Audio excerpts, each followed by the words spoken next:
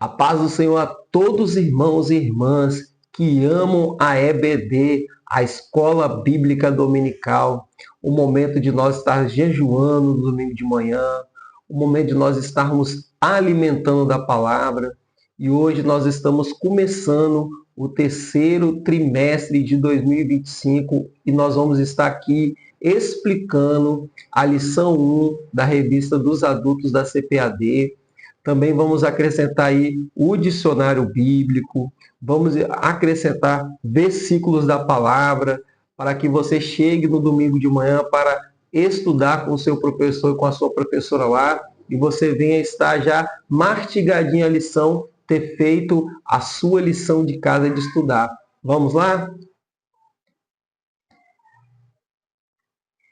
As lições bíblicas dessa revista tem como tema a Igreja em Jerusalém, doutrina, comunhão e fé, a base para o crescimento da igreja em meio às perseguições. Temos o sumário, a Igreja em Jerusalém. A primeira lição, que a igreja que nasceu no Pentecostes.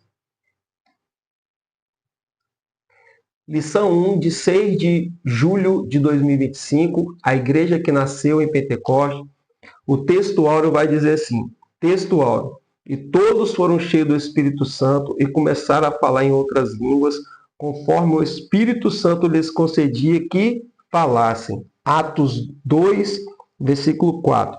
A verdade prática diz assim: a igreja nasce no Pentecostes, capacitada pelo Espírito Santo para cumprir a sua missão. Vamos lá, a leitura bíblica em classe está em Atos capítulo 2, do verso 1 ao 14, que vai relatar a descida, o derramamento do Espírito Santo que encheu ali quase 120 irmãos e irmãs que estavam reunidos.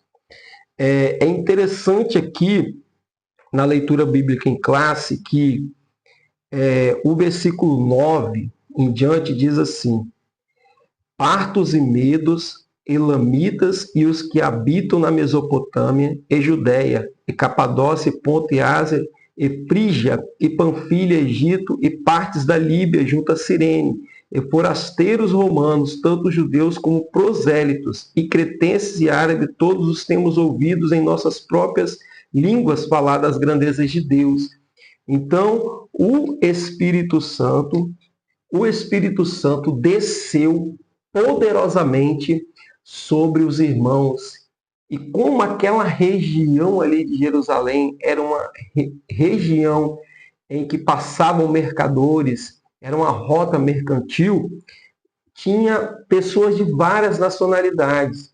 E elas sentiram o poder de Deus. Elas viram milagrosamente os irmãos e irmãs falando das grandezas de Deus, pregando para eles na própria língua deles, seja na língua árabe, na língua egípcia da época, no grego, os gregos que passavam por ali, todos eles ouviram os irmãos e as irmãs milagrosamente, cheios do Espírito Santo, falando das grandezas de Deus. Vamos continuar. A introdução diz assim: a igreja nasceu no dia de Pentecostes. Esse evento marcou o início de uma nova era, a era da igreja. O Pentecostes era uma das festas mais importantes dos judeus e acontecia 50 dias depois da Páscoa. Foi nesse dia especial que Deus derramou o Espírito Santo sobre todos os discípulos, batizando-os.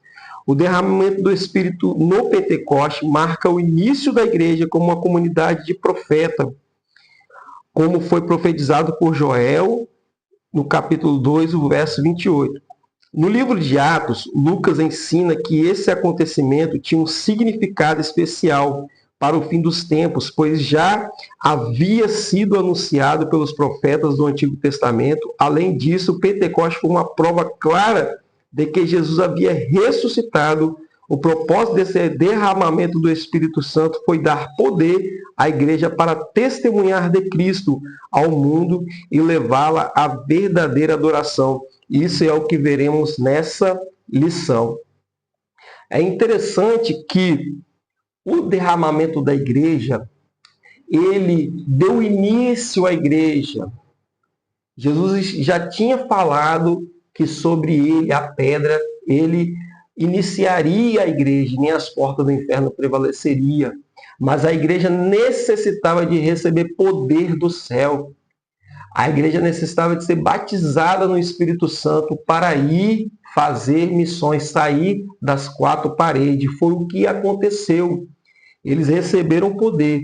É interessante que na leitura bíblica em classe, de Atos capítulo 2 e o versículo 13, as pessoas, alguns ali, perderam a chance de receber aquela graça, porque muitos creram. Milhares de pessoas aceitaram ali através da pregação, que Pedro ele faz uma pregação falando por todos os irmãos, ali falando da promessa, falando de Jesus. Então o Espírito Santo deu poder a Pedro para falar da morte e da ressurreição. Como Jesus foi visto depois de ressuscitado por mais de 500 pessoas, Pedro estava ali reafirmando a ressurreição de Cristo para os demais ali. Imagine quantas pessoas ali tiveram a bênção de levar aquela mensagem com eles, aquela sensação poderosa que eles sentiram, Deus preenchendo a vida deles ali para o Egito, lá para as partes do Oriente, da Síria, da Grécia, na Europa. Quantos tiveram essa oportunidade de levar Jesus com eles, porque aceitaram a Jesus? Mas alguns zombaram, dizendo que os discípulos estavam com mosto. Nós observamos aqui que mosto, no dicionário, significa suco de uva, antes de completar a fermentação. Então, a uva, ela era colocada para se fazer vinho. Mas aqui é um problema muito grande, quando a uva ela não completa a fermentação total. Se dá um álcool muito ácido, né? Então ali não é um álcool bom para se beber, é um álcool muito forte. Tem que se complementar todos os dias da fermentação. Então eles foram acusados de estar bebendo uma bebida muito forte, de estar extremamente bêbados. É uma bebida que pobre bebia, a pessoa que não tinha condição financeira bebia. Então olha só como é que o inimigo ele é sujo, querendo desmerecer, mas aqueles que receberam levaram para o seu país de origem a bênção que era Jesus Cristo. Depois nós vamos ver que havia igreja em Roma, por isso que é escrita as cartas aos romanos. Então, italianos que passavam ali aceitavam Jesus e iam para lá. Judeus que aceitaram Jesus, que foram morar em Roma, compuseram essa igreja. Então, muitos receberam a bênção. Aquele que pegou ali o mistério do Pentecoste, ele foi abençoado. Vamos dar continuidade. Nós vamos agora falar o tópico 1, a natureza do Pentecostes bíblico. E esse tópico 1, ele vai ter 3 pontos. O ponto 1, de natureza divina. O ponto 2, um evento paralelo ao Sinai. E o ponto 3, centrada em Cristo e nos tempos finais. O tópico 1, a natureza do Pentecoste bíblico. E o ponto 1, de natureza divina.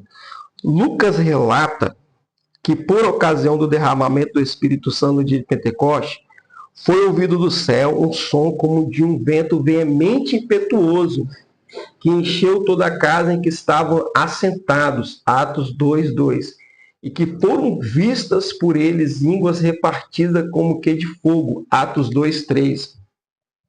Os estudiosos da Bíblia explicam que esses sinais são manifestações da presença de Deus, chamadas de teofanias. Isso significa que Deus se revelou de maneira visível e audível, assim como fez no Monte Sinai, quando entregou a lei a Moisés. Naquela ocasião, houve trovões, relâmpagos e um som forte.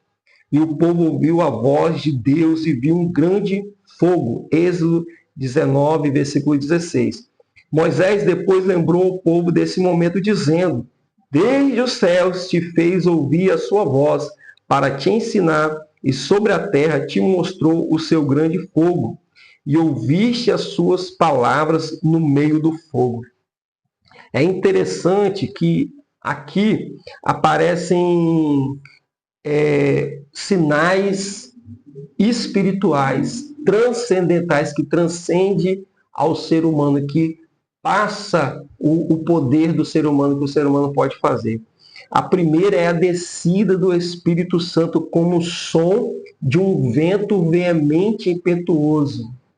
Então, aqueles quase 120 irmãos que estavam reunidos ali em orações e jejum, crendo que Jesus já ia voltar naquele momento, sentindo falta de Jesus, agora eles veem o Espírito Santo chegando e eles ouvem e sentem dentro deles um som como de um vento veemente impetuoso. É interessante que impetuoso, no dicionário, impetuoso vem de ímpeto, movimento repentino, força intensa, impulso violento, ou seja, o Espírito Santo chegou com força, sacudindo a todos. Todos sentiram um toque poderoso. Não era um vento frio que nós sentimos na rua nos tempos de inverno. Não era um vapor quente quando nós saímos no asfalto no verão. Não, era mais que isso. A ênfase aqui, ó, veemente, impetuoso, com poder. Alguém chegou com poder. Isso que significa impetuoso. E a palavra teofania aqui, na teologia, é quando Deus ele aparece na terra. Assim como ele apareceu para Adão e Adão e Eva ouviu os passos do Senhor no jardim do Éden e ouviram a voz do Senhor chamando eles. Então, teofania é quando Deus se faz presente na terra. Moisés, através da fenda da rocha, ele viu um pouco da glória de Deus.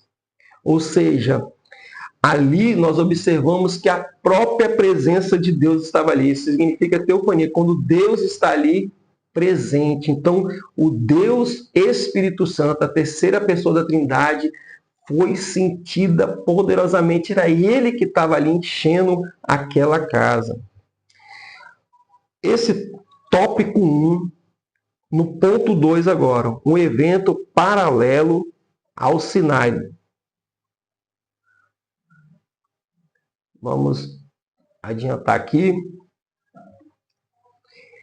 Assim como no Sinai, onde a presença de Deus se tornou real, como uma das experiências mais marcantes na história do antigo povo de Deus, de uma forma muito mais gloriosa e profunda, o Pentecoste marcou o encontro do Espírito de Deus com a igreja.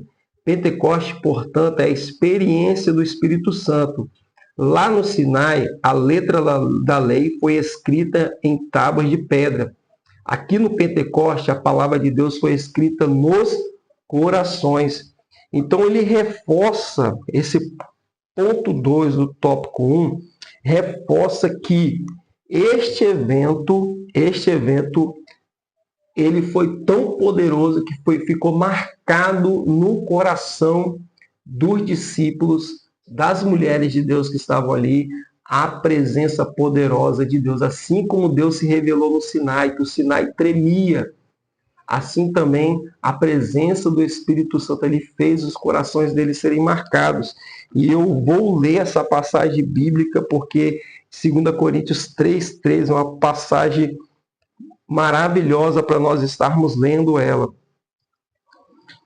Porquanto vós sois manifestamente declarados para ser a carta de Cristo, ministrada por nós e escrita não com tinta, mas com o Espírito do Deus vivo, nem tábuas de pedras, mas nas tábuas de carne do coração. Olha que interessante. Aqui é revelado que o povo, eles receberam a marca de Deus na tábua, não na tábua que Moisés escreveu a lei, mas na tábua do coração. Olha só que interessante. É a graça, é o tempo da graça, é o tempo do Espírito Santo que habita na pessoa, que muda ela de dentro para fora, não a lei que muda de fora para dentro, não, é de dentro para fora. Nós fomos marcados pelo poder do Espírito Santo de Pentecoste. Vamos dando continuidade. Agora no ponto 1, no tópico 1, no ponto 3, centrada em Cristo e nos tempos finais e na sua pregação no dia de Pentecoste, Pedro deixou claro que esse evento estava totalmente ligado a Jesus. Ele mostrou que o derramamento do Espírito Santo estava diretamente relacionado à morte, ressurreição e ascensão de Cristo. Isso significa que, embora o Pentecostes seja uma manifestação do Espírito Santo, ele também é cristocêntrico, ou seja, tem Cristo como seu centro. Sem a cruz de Cristo, o Pentecostes perderia seu verdadeiro significado, pois não há Pentecostes sem a cruz. Além disso, mudando a página, além disso, Pedro explicou que o Pentecoste foi o cumprimento da profecia de Joel, capítulo 2, versículo 28, que anunciava que Deus derramaria o seu Espírito sobre toda a humanidade. Quando Pedro usou a expressão nos últimos dias, ele mostrou que esse evento tinha um significado escatológico, ou seja, estava ligado ao plano de Deus para os tempos finais. Olha só que interessante. Joel, ele diz que o Espírito Santo viria nos tempos finais. O que significa isso? Aqui, a revista trouxe no final do ponto 3 a palavra escatológico. Escatológico, né? Eschato no grego e logia no grego. Eschatologia, o estudo das últimas coisas. Eschatos, últimas coisas, e logia, estudo. Nós observamos que, por que é escatológico? Porque aqui há que se estudar uma doutrina das últimas coisas, escatológico. Porque esse derramamento do Espírito Santo marcaria ali o final nosso aqui neste mundo.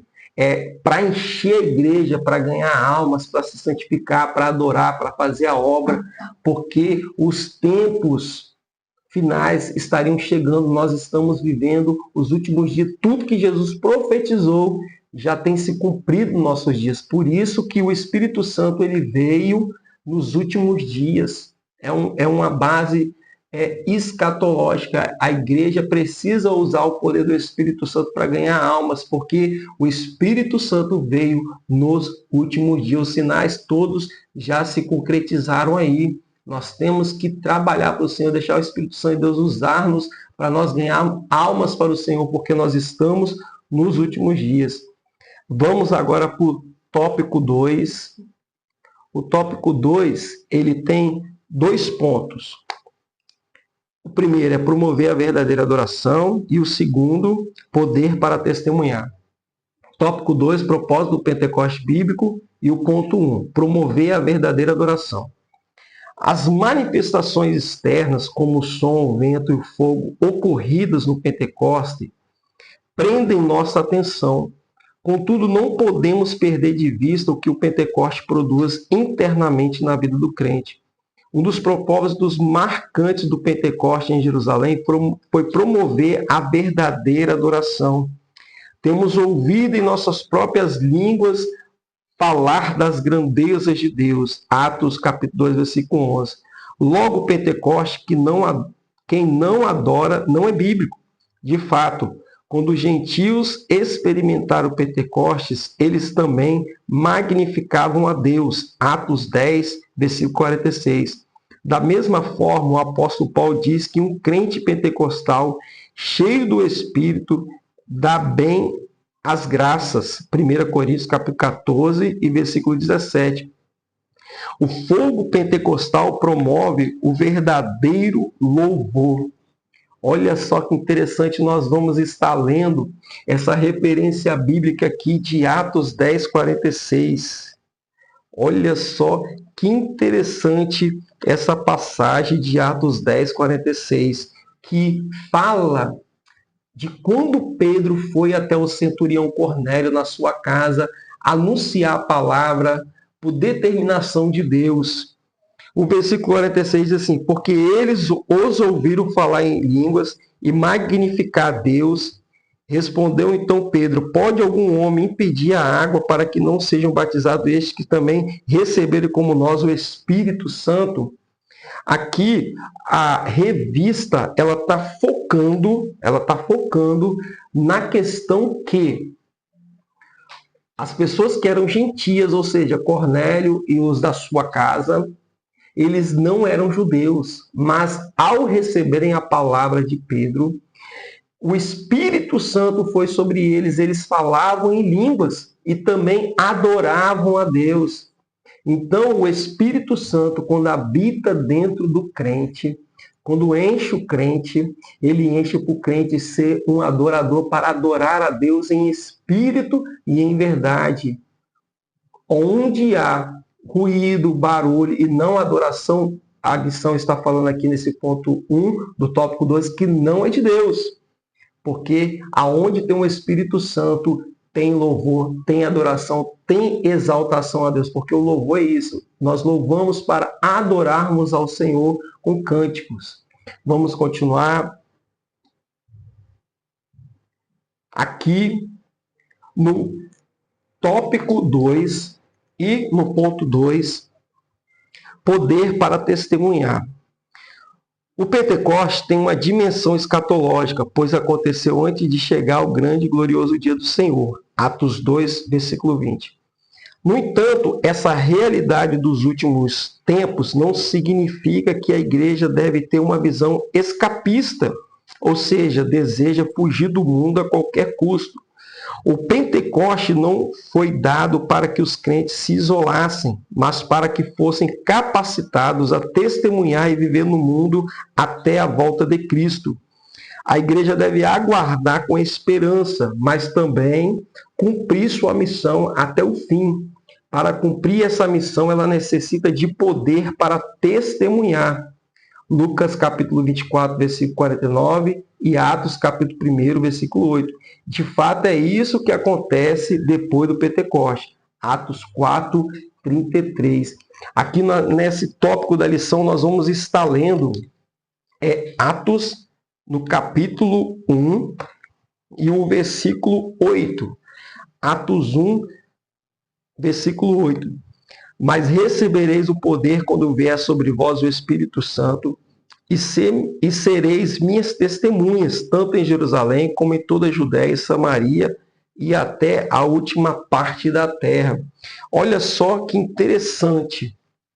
O poder do Espírito Santo não foi derramado sobre a igreja, sobre os irmãos, e nem é derramado hoje para todo mundo ficar dentro da igreja alegre. Vou continuar aqui adorando, vamos ver o irmão louvar, vamos ver o irmão pregar, está tão bonito entre nós aqui, não tem problemas, né? Ninguém mente, ninguém tem visto. Não. A igreja recebeu o Espírito Santo para fazer isso, adorar o Senhor. Está ali os irmãos, uns se alegrando com os outros, mas também para sair para pregar a palavra. Olha o que a Bíblia fala. Sereis testemunho depois de receber poder. Tanto em Jerusalém. Jerusalém é o quê? É a casa dos discípulos que eles moravam. Em Samaria, é os crentes que se afastaram, os desviados, né? Não gostamos de falar essa palavra desviado, mas afastaram dos caminhos do Senhor.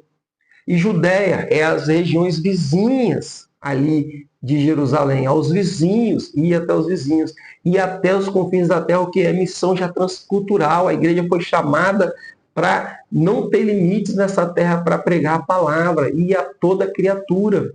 Então, por isso que a igreja recebeu o Espírito Santo, para fazer missões, ganhar almas para o Senhor. O Espírito Santo vai direcionar a igreja a ganhar almas. Agora nós vamos estar lendo o tópico 3, que tem 3 pontos, né? Ponto 1, 2 e 3. Nós vamos estar lendo o ponto 1. Tópico 3, característica do Pentecostes bíblico. Ponto 1, uma experiência específica.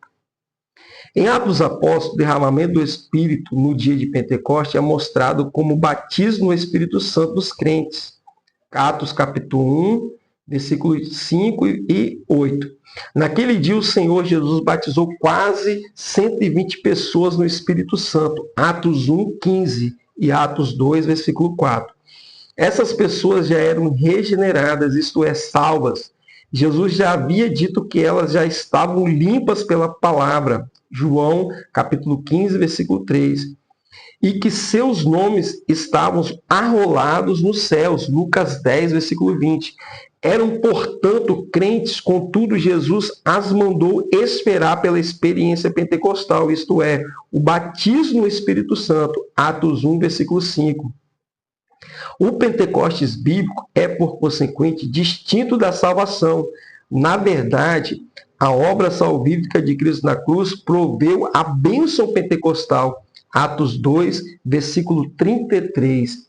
Aqui foi referenciado um versículo da palavra, Atos capítulo 1 e o verso 15, que nós vamos estar lendo. Atos 1, versículo 15. E naqueles dias levantou-se Pedro no meio do discípulo e disse: estavam cerca de 120 o número de nomes reunidos. Olha só que interessante. Estavam ali quase 120 irmãos reunidos após Jesus ter subido aos céus e o Espírito Santo desceu sobre eles. É interessante que esse ponto 1 do tópico 3 diz que eles precisavam do Espírito Santo para fazer missões, para ir até os confins da terra. Por que a necessidade do Espírito Santo? Se eu sou um estudioso, um teólogo, se eu já li a Bíblia, por que eu preciso do Espírito Santo? Porque o Espírito Santo, primeiramente, nós convidamos as pessoas para a igreja, nós pregamos a palavra para as pessoas, mas a Bíblia vai dizer que quem convence o homem do pecado, da justiça e do juízo é quem? É o Espírito Santo. É quem é que coloca as 9 partes do fruto do Espírito, o amor, a pessoa que era raivosa, com vingança, né? Quem é que faz isso na vida da pessoa? É o fruto do Espírito, é o Espírito que vai mudando a pessoa, que vai transformando ela, vai pegar o homem mais vil e vai transformar ele num servo humilde e manso, um servo que vai anunciar a palavra de Deus. Então, sem o Espírito Santo, não há que se falar em fazer missões, ganhar almas para o Senhor. O Espírito Santo ele veio para guiar a igreja, governar e direcionar a igreja, encher a igreja de poder. Os líderes da igreja têm grandes desafios. Quantos problemas surgem, dificuldades surgem ali no seio da igreja para os líderes resolverem. Imagine os líderes sem a presença, sem ser habitado pelo Espírito Santo, sem ser batizado, ter recebido virtude e poder do Espírito Santo. Não vai dar conta de resolver essas coisas. Então, ali direcionado pelo Espírito Santo, às vezes uma palavra que o dirigente dá, o pastor dá, a pessoa recebe aquela palavra, se conserta e a igreja vai cada dia mais se santificando, mas é pelo poder do Espírito Santo. O Espírito Santo é que é o Todo-Poderoso para fazer isso na vida do ser humano, para convencer as almas a se renderem ao senhorio de Cristo. Então, por isso que eles precisavam de esperarem a promessa do Pai, o batismo no Espírito Santo, para testemunhar, então, de Deus. Vamos continuar. O tópico 3 e o ponto 2. Uma experiência definida e contínua. Como resultado do enchimento do Espírito Santo, os crentes começaram a falar em outras línguas, conforme o Espírito Santo lhes concedia que falassem. Atos 2, versículo 4. A Escritura é clara em mostrar que a evidência inicial do batismo pentecostal foi os crentes falarem em outras línguas. Não há dúvidas do que outros resultados ou evidências do batismo no Espírito Santo se seguem. Contudo, foi o falar em línguas. Não sentiu uma grande alegria ou mesmo um amor afetuoso demonstrado por eles, que deixou os crentes judeus convencidos dos que os gentios haviam recebido o batismo no Espírito Santo. Atos 10, versículo 44 e 46. Esse Atos 10, versículo 44 e 46 é o momento em que a família de Cornélio recebe a palavra que Pedro pregou e também começa a falar em línguas e começam a adorar a Deus. Então, nós pentecostais, nós entendemos que o batismo no Espírito Santo, ele tem a evidência de falar em línguas. É um avivamento. Muitos dizem que o falar em línguas atrapalha o culto, fazendo uma referência ao que Paulo disse. Mas toda vez que Paulo pregava a palavra, ele impunha as mãos e pessoas eram batizadas no Espírito Santo.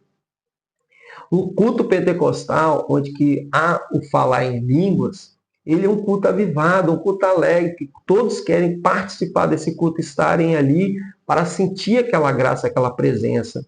Então, o Espírito Santo, quando ele vem sobre a vida do crente, ele enche de poder o crente. Ele faz o crente falar em línguas. Ele faz o crente, às vezes, vai pregar uma coisa, preparou tudo, o Espírito Santo, não, quero que você prega outra palavra. Ele prega, e aquela pregação que ele estudou pouco, né? Porque o Espírito Santo não vai mandar ele pregar uma coisa que ele também não estudou.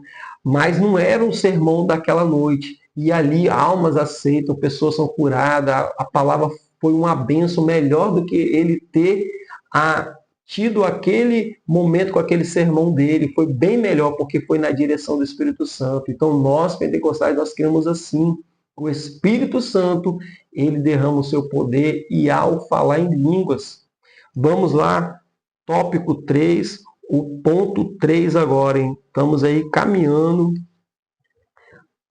para o final da nossa lição. Tópico 3, o ponto 3, as línguas e o amor. A evidência física inicial ou sinal do batismo do Espírito Santo foi o falar em outras línguas. Não foi uma grande alegria ou um amor afetuoso que evidenciaram o batismo do Espírito Santo. Paulo, por exemplo, disse que o amor de Deus está derramado em nosso coração pelo Espírito Santo que nos foi dado. Romanos 5, versículo 5. O apóstolo escreveu para uma igreja pentecostal e o amor aparece aqui não como uma evidência de enchimento, mas de crescimento e maturidade. Olha que interessante. Aqui reforça-se mais uma vez a lição que o Espírito Santo não é uma emoção. O Espírito Santo não é uma alegria. O Espírito Santo, quando enche a vida do crente, é porque aquele crente está se entregando cada dia mais. É um crente que está jejuando, orando, lendo a palavra, que está vigiando, que passou o dia todinho vigiando, às vezes engolindo sapo, para chegar ali no culto e adorar o Senhor Espírito em verdade. Há uma transformação de vida, há o falar em línguas, há uma percepção quando a pessoa vai louvar e ela está louvando ali, parece que tem anjos louvando com ela, porque a presença de Deus está tão grande no ambiente de pessoas cheias do Espírito Santo. Vamos estar lendo aqui a conclusão. A conclusão, como vimos, o Pentecostes marcou o início da era da igreja. Jesus agora glorificado batizou os crentes no Espírito Santo. Atos 2, versículo 4. E o Espírito Santo os inseriu no corpo de Cristo, que é a igreja. 1 Coríntios 12, 13. Cujo nascedouro foi no Pentecostes. Esse evento é essencial porque mostrou que Deus deseja uma igreja capacitada para cumprir sua missão, que é pregar o Evangelho ao mundo, tanto por palavras quanto por ações. No entanto, essa missão só pode ser realizada com êxito pelo poder do Espírito Santo. Então, aqui foi bem enfatizado que nós devemos buscar o Espírito Santo, sermos cheios do Espírito Santo, cada dia mais dar lugar a Ele. Que Deus te abençoe. Essa foi a nossa primeira lição aí do terceiro trimestre de 2025. Se você gostou, indica para o seu amigo também assistir essa aula. Se você gostou aí de a gente trazer o dicionário, complementando a revista, a leitura aqui bíblica dos versículos, para você chegar bem afiado lá e o seu professor lá ver que você estudou, compartilha aí, curte também o canal nosso aí. Que Deus abençoe você poderosamente. Até a próxima.